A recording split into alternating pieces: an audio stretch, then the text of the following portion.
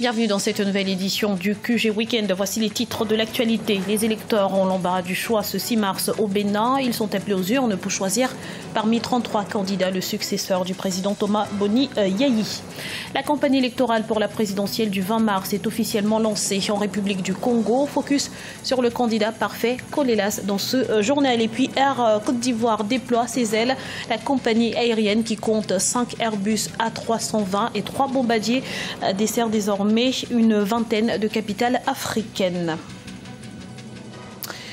Mais avant de développer ces titres, décès d'un farouche opposant soudanais, Hassan al-Tourabi a rendu l'âme ce samedi 5 mars 2016 à l'âge de 84 ans. Figure de la classe politique soudanaise, il était le chef de file du Parti populaire du Congrès, ami puis ennemi du président Omar el-Béchir. Il a été incarcéré à maintes reprises, notamment en raison de ses virulentes critiques à l'encontre du pouvoir. Journée électorale ce dimanche au Bénin. Les électeurs sont appelés aux urnes pour désigner un nouveau président de la République. 7908 bureaux de vote sont ouverts à cet effet. Une élection très ouverte aux enjeux importants et qui pour l'heure se déroule dans le calme. On fait le point tout de suite avec notre envoyé spécial, Franck Noudofina. Dans les bureaux de vote à Cotonou, les électeurs affluent depuis ce matin. Il faut dire que ce scrutin du 6 mars est très important pour les Béninois.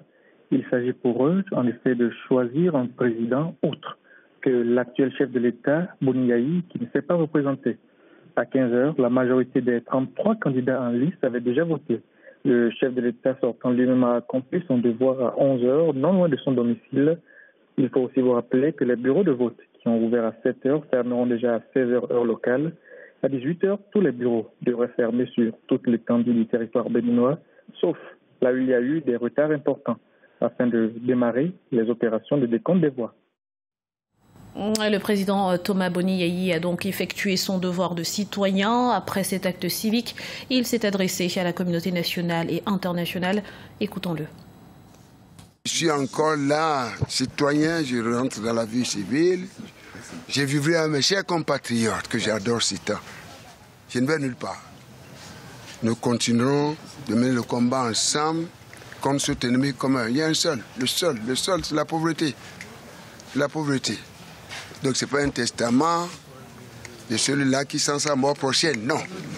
Je ne sais pas si c'est dans ce sens que vous mettez cela, mon cher jeune frère. Yayi Boni supporte très bien. C'est vrai, il y a quelques, comment dirais-je, c'est noir, ce philosophe qui dit nous sommes tous des malades qui s'ignorent. C'est bien ça, non? Je me porte très bien.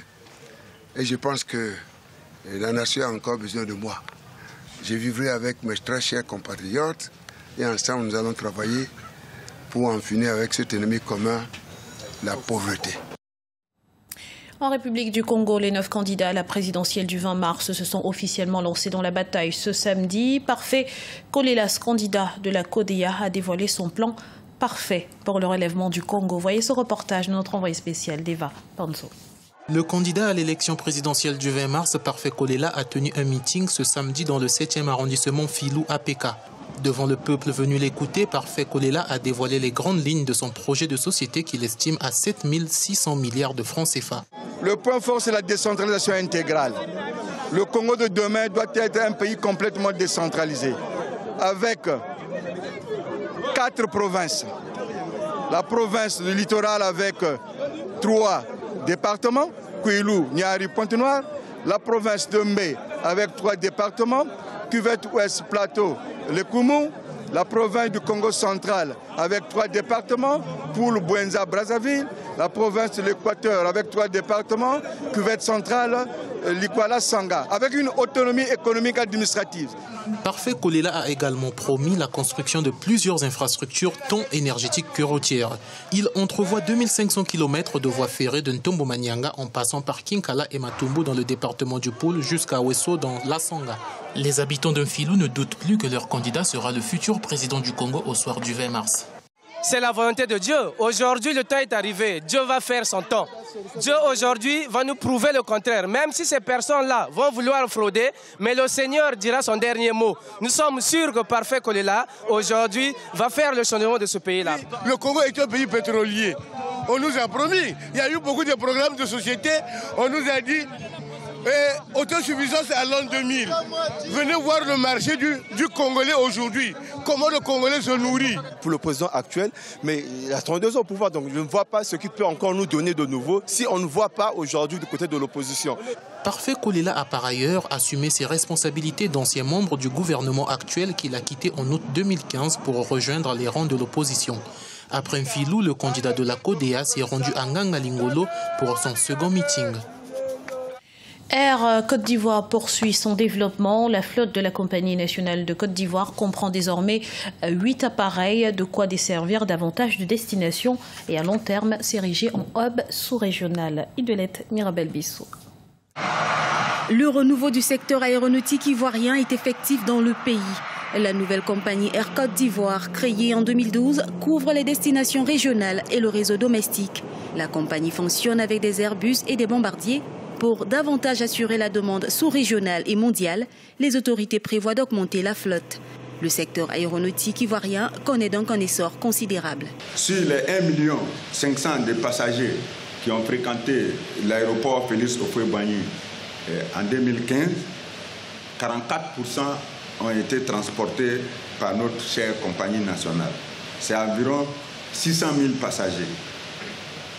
Air Côte d'Ivoire, c'est aussi environ 500 emplois directs et 1000 emplois indirects. Depuis la disparition de Air Afrique, plusieurs compagnies nationales ont vu le jour sur le continent.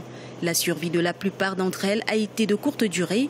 La faillite de ces entreprises était en partie due à l'insuffisance de moyens financiers et techniques. En Côte d'Ivoire, d'importantes mesures sont prises par le gouvernement pour faire du pays une destination touristique et aéronautique de choix. Le gouvernement, toujours pour montrer sa ferme volonté de faire de la place d'Abidjan le hub de l'Afrique de l'Ouest, vient de baisser les taxes. Et le gouvernement s'engage également dans un programme important de réduction des billets d'avion. Nous invitons les compagnies, qui sont nos premiers partenaires, de faire en sorte que le deuxième pas soit franchi pour que, effectivement, les billets d'avion coûtent moins cher que ce que nous constatons aujourd'hui, notamment vers l'Europe. Les projets dans le secteur aéronautique se multiplient dans le pays, notamment avec la réalisation de l'aéroport international de San Pedro et de son aérocité.